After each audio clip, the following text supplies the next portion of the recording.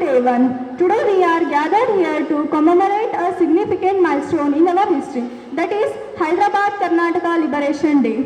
On September 17, 1948, our region was liberated from the oppressive rule of Nizam, marking a new era of freedom and progress. The struggle for liberation was long and arduous, with countless individuals sacrificing their lives, liberty and livelihood for the cause of freedom. The people of Bidar, Ergil, Raichur and Koppal district showed remarkable courage in the face of tyranny. This day signifies the end of Nizam's oppressive rule and the beginning of new era of freedom and progress. It marks the region's integration into the Indian Union, paving the way for development and growth.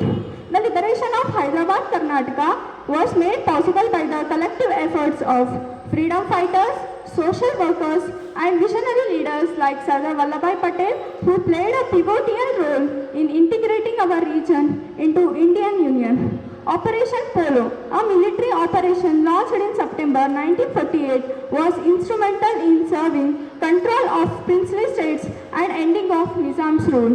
Better to die fighting for freedom, to be a prisoner all the day of your life.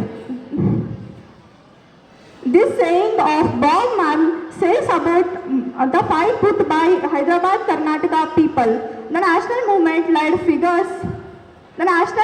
led by figures like Swami Ramanand Tirth inspired the people to rise against oppression and demand their rightful place in the Indian Union.